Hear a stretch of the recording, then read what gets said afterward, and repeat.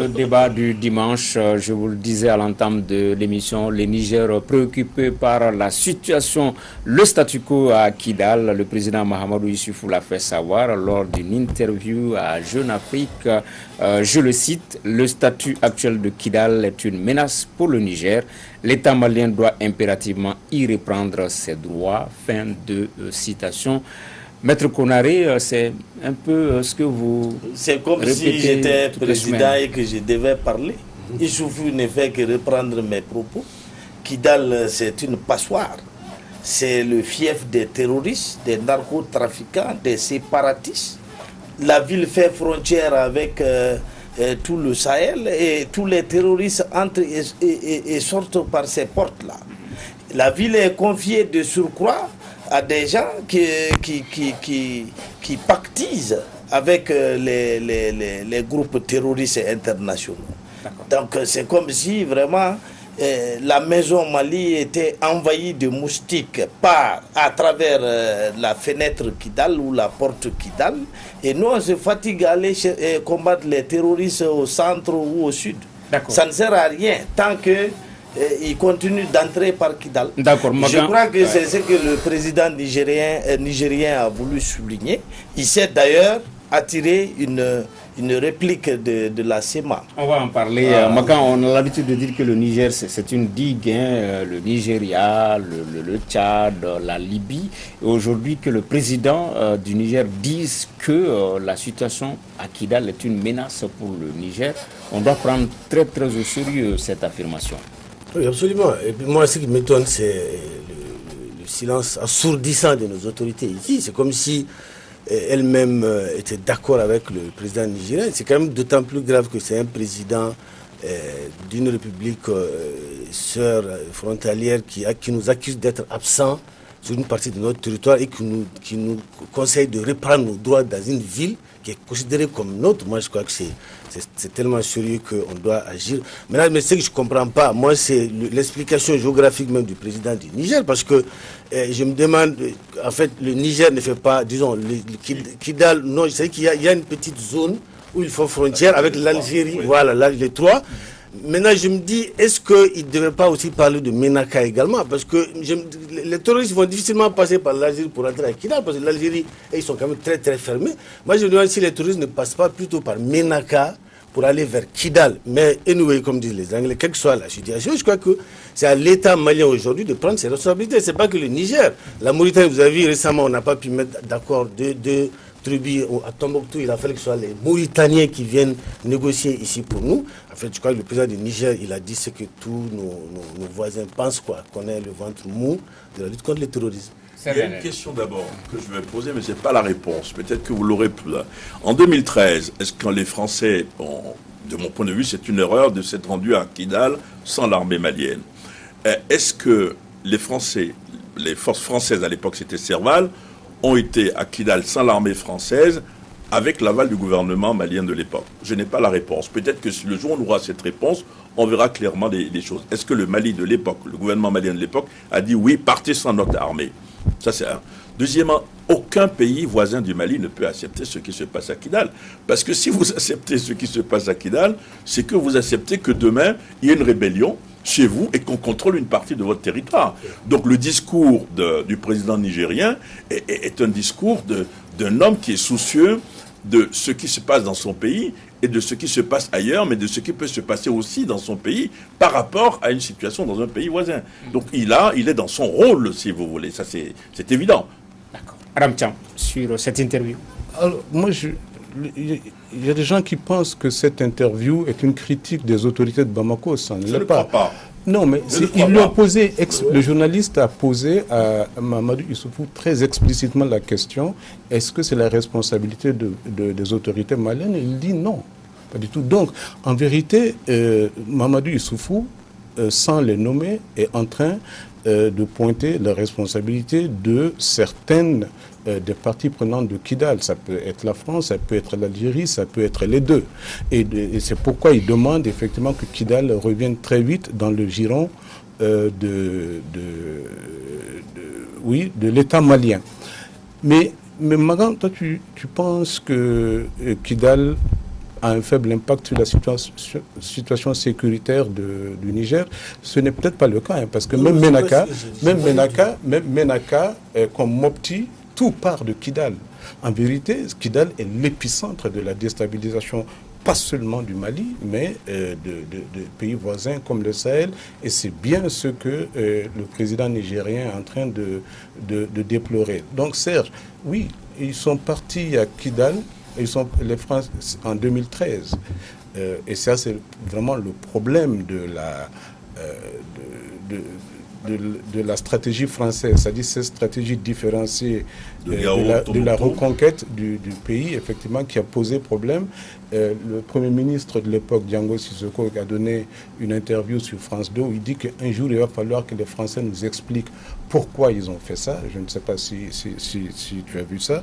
Mais oui, ça s'est fait avec les autorités de Bamako. Mais n'oublions pas que peu de temps après, il y avait une présence malienne à Kidal, même s'il était timide. C'était 150 militaires, c'était un administrateur, et puis ça devait monter en puissance. Ce qui s'est passé après en 2014, c'est que tout cela a été remis en cause, et de nouveaux rapports de force sont nés de cela. Mais je ne crois pas effectivement que le Mali soit le seul ventre mou de la sécurité. Parce que qu'est-ce qui s'est passé? Toute l'industrie des rapts, les négociateurs, les enleveurs, etc., ils sont partout. Ils sont au Mali, ils sont au Niger. Il y a même des Nigériens qui étaient dans la négociation. Tout ça, c'est beaucoup d'argent. Le Mali est quand même le seul pays où on trouve quand même un certain nombre de kilomètres carrés totalement abandonnés par l'État. C'est Kidal. Nulle part dans ces pays, on a une zone où on peut dire que l'État, une enclave. Ouais, enfin, c'est ça que je voulais dire. Moi, ce que je veux dire, c'est que le président, bon, il a parlé aussi de manière diplomatique, il ne peut pas dire attaquer directement ses homologues et tout. Il est obligé de dire non, et puis bon, mais faites attention. Et puis, c'est pas la première fois, il s'est passé quelque chose en 2013. Le même président a pris son avion de Niamey pour venir à Gao, sans les autorités maliennes. D'accord. Ce qui bloque aussi quand même, c'est qu'entre-temps, il y a eu des accords de paix d'Alger. Que moi j'ai posé la question de savoir si ces accords n'étaient pas caducs. On a dit, il a dit que c'est caduc. Alors ça pose un problème aujourd'hui. C'est-à-dire qu'il n'y a pas une légitimité des groupes rebelles à Kidal. J'aime pas le thème légitimité par rapport à groupes rebelles, mais ils ont signé des accords. Et les accords de paix d'Alger les autorisent à être là où ils sont, dans la position où ils sont aujourd'hui. Et c'est ça. Donc est-ce qu'il faut revoir l'accord de paix d'Alger? Et vous pourrez en parler. Donc voilà un peu la situation. Oui, Maître Konaré, peut-être un jour, il faudrait que les autorités maliennes nous expliquent. On a l'impression qu'elles s'accommodent de la situation à Kidal. On voit un pays comme le Niger plus tranchant sur Kidal. On voit les sorties de Mohamed Bazoum. Aujourd'hui, le président nigérien, ils sont plus vocaux que les autorités maliennes. Ou peut-être c'est une impression. Moi, je crois de plus en plus que les autorités maliennes sont terrorisées par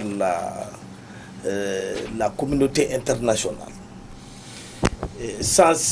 Terrorisé, c'est pas un peu trop terrorisé, je dis terrorisé, au point de ne pouvoir placer un mot. Sinon, comment vous pouvez comprendre que tout ça arrive? Il y a des célébrations annuelles d'indépendance et qu'on continue à loger les auteurs de cette célébration, c'est-à-dire de cette trahison nationale dans nos hôtels à Bamako.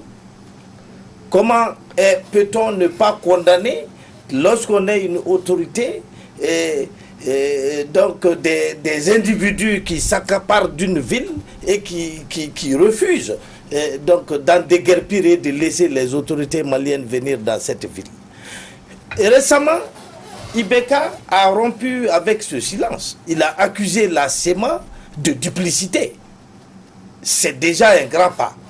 Je crois qu'il devrait continuer sur cette lancée, dénoncer ce qui doit être dénoncé, pour finir par sortir de cet accord d'Alger qui va organiser la partition du pays. D'accord, on va y arriver, Serge Danel, avec ses sorties, ses dénonciations au plus haut sommet, que ce soit en provenance du Mali, du Niger, des pays voisins. Ça peut faire bouger les choses à chaque fois. Oui, là vous me piégez parce que je pensais que c'était Adam qui méritait plutôt la parole. Mais je pense que ça va pas rester comme ça.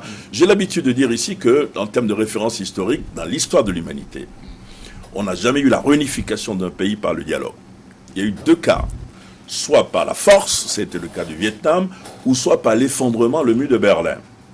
Et de mon point de vue, la situation à Kidal va se gérer, va se régler de mon point de vue par la gouvernance. Ce ne sera ni l'effondrement, parce qu'on est très loin de l'effondrement, ni la guerre, parce que si vous avez une guerre, personne de mon point de vue ne peut remporter une guerre.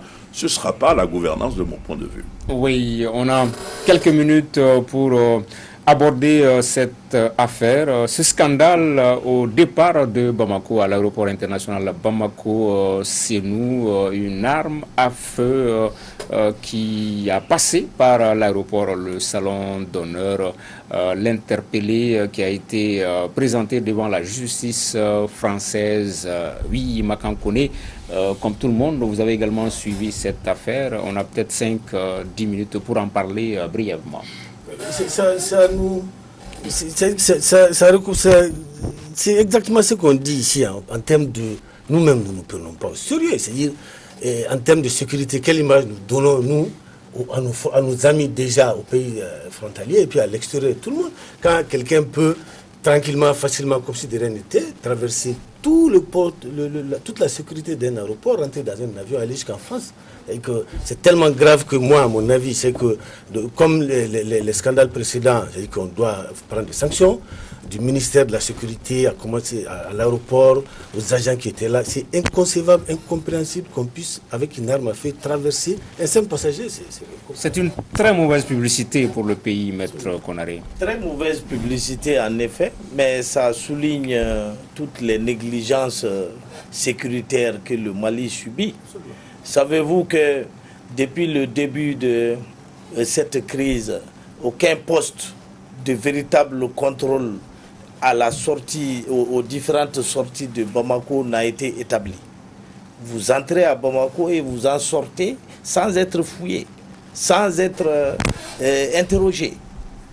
Est-ce que cela est normal dans un pays en guerre? Alors, d'après mes informations, parce que je connais certains des protagonistes de cette affaire, les scanners ont bien montré la photo de l'arme. Mais les agents affectés à la surveillance n'ont pas pu analyser ces photos-là. Et ça leur a échappé. L'aéroport de Bamako est l'un des aéroports les plus sécurisés de la sous-région. Moi, je voyage beaucoup plus que vous. Et je sais ce qui se passe, un peu. Excusez-moi, je vous titille. Non, mais c'est vrai. Donc, on ne peut pas dire que c'est une passoire. Les gens font le job à l'aéroport de Bamako. Mais ce qui est arrivé est simple. C'est-à-dire, vous avez l'épouse d'un ex-diplomate qui passe par le salon d'honneur avec son épouse, qui donc met son trolley, comme vous avez dit tout à l'heure. On a bien vu l'arme. Le problème, c'est que l'agent, c'est sa responsabilité, à un moment, il s'est levé pour saluer le diplomate. Et donc, entre-temps, c'est passé. C'est une faute professionnelle. Il est arrêté, donc ne disons pas qu'il n'y a pas de sanction, c'est 45 jours, et après, je pense qu'il va avoir chaud. C'est grave. On ne doit pas s'arrêter à lui. Donc, je suis d'accord. C'est là où le problème, le bas blesse. C'est grave ce qui s'est passé. Parce que quand même, vous avez eu un pistolet, des munitions, à l'aéroport. Dans l'avion, des centaines de personnes. Il faut renforcer la sécurité. C'est ce qui est en train de se faire. Ça ne doit pas se passer, mais ça s'est passé, c'est dommage. Adam Cham, un dernier mot là-dessus. Non, mais c'est triste. En fait, mais moi, je ne suis pas très étonné. Je ne jette pas la pierre aux seules forces de sécurité ou au personnel de l'aéroport. Il y a un niveau de délabrement général. Ça peut se passer n'importe où. Et d'ailleurs, c'est ce qui se passe à longueur de journée dans nos hôpitaux, dans nos écoles, presque partout au niveau du pays. Et donc, il ne peut pas y avoir un seul membre sain dans un corps gangréné. Et je pense que ce qui s'est passé à l'aéroport, comme ce qui se passe à l'hôpital Gabriel Touré, comme ce qui se passe à l'école, indique simplement que le temps est venu de se réveiller. Sinon, ce pays va s'effondrer de nouveau. Ouais, peut-être qu'il faut aborder tout ça dans le dialogue politique. Oui, c'est pourquoi il faut prendre le temps qu'il faut, comme on vient de dire, pour qu'on ait vraiment un véritable dialogue et que les gens acceptent de se parler, quelles que soient les conséquences. Parce qu'il ne faut pas s'inquiéter pour qu'est-ce que les conclusions vont donner, est-ce que ça sera souverain ou pas et tout. C'est du pays qu'il s'agit. Acceptons de nous asseoir et discuter. Le dialogue, par exemple, on est dans un tournant. On est dans un tournant. Le dialogue, par exemple, je ne vois aucun opposant, aucun homme politique, de la majorité de l'opposition, de la société civile, dire il faut que le président démissionne, le président de l'armée démissionne. C'est pas ça le débat. Le président est élu pour 5 ans. Mais s'il ne faut pas mettre un corset à la République pour sortir. Moi, j'aime bien dire que nous sommes sur la margelle du puits encore, mais parce que le dialogue, ça doit aussi s'occuper de cela.